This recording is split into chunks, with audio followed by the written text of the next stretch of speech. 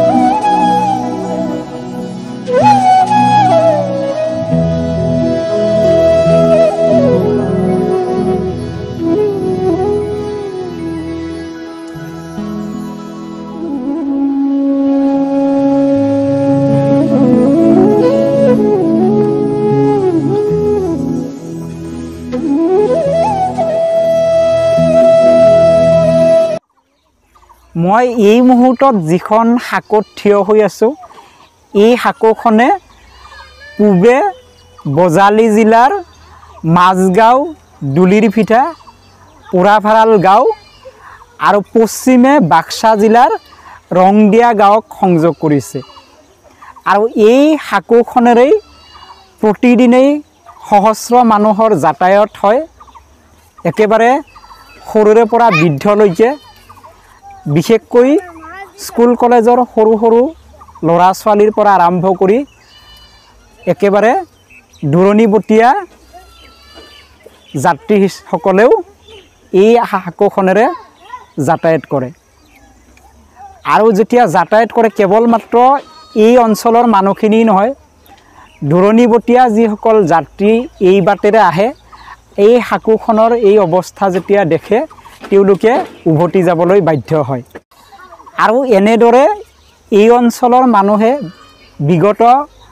বহু বছৰ ধৰি এক জমৰ যাতনা ভোগ কৰিবলগীয়া হৈছে আৰু এনেদৰেই তেওঁলোকৰ এই দুৰ্বিষহ যাতায়াত সেই যাতায়াত তেওঁলোকে কৰিবলগীয়া হৈছে এতিয়া এই অঞ্চলৰ মানুহৰ যি অভিযোগ বিগত বহু বছৰ ধৰি ইয়াতে চৰকাৰী পকী দলং দিয়াৰ পৰিকল্পনা হৈছে বুলি তেওঁলোক কেৱল মুখে মুখে শুনিহে আহিছে কিন্তু সঁচা অৰ্থত এতিয়ালৈকে এই দলং ইয়াত হৈ উঠা নাই এতিয়া এই অঞ্চলৰ মানুহৰ মনত এটাই ক্ষোভ যে চৰকাৰে এই দলংখন ইয়াত কেতিয়ালৈ দিব চৰকাৰখনে কেতিয়া এই দলঙৰ ব্যৱস্থা কৰিব তেওঁলোক এটা আশাত বন্দী কিন্তু এতিয়ালৈকে সেই আশা তেওঁলোকৰ পূৰণ হোৱা নাই আৰু এনেদৰেই প্ৰতিদিনেই এই শাকখনেৰে তেওঁলোকে একেবাৰে কণ কণ ল'ৰা ছোৱালীৰ পৰা বৃদ্ধলৈকে কোনোবাই চাইকেলখন কান্ধত লৈ কোনোবাই কাৰোবাৰ হাতত ধৰি এনেকৈ যাতায়াত কৰিছে কেতিয়াবা কেতিয়াবা এই শাকখনৰ পৰা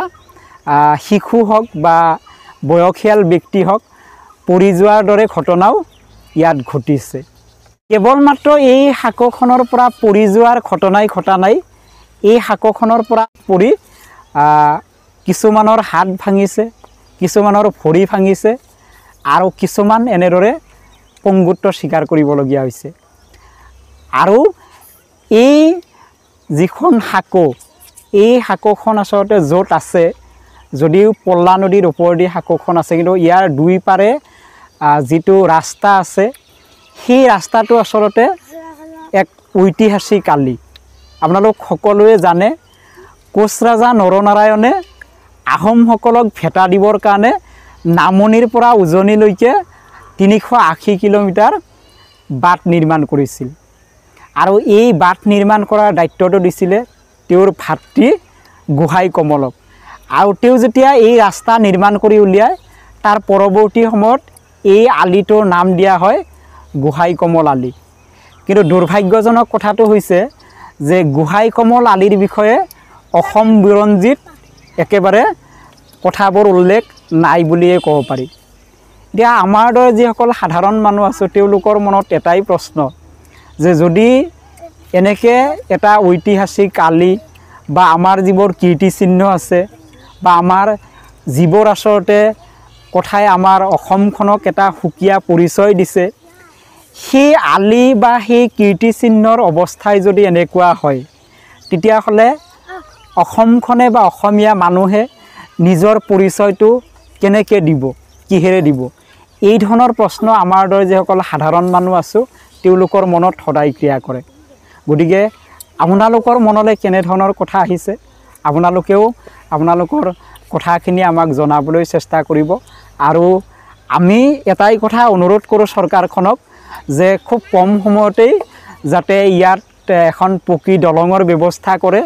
আৰু বছৰ বছৰ ধৰি এই অঞ্চলৰ মানুহে এই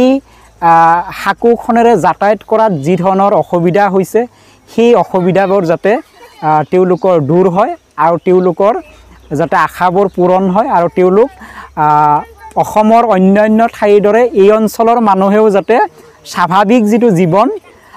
শংকামুক্ত যিটো জীৱন, সেই জীৱন যাতে অতিবাহিত কৰে। বন্ধু বান্ধৱীসকল, আমি পুনৰ অন্য এটা বিষয় লৈ মাটিৰ দেহা ইউটিউব চেনেলৰ যোগেদি আপোনালোকৰ মাজত আকৌ আহিম, আকৌ কথা হ'ম। আজিলৈ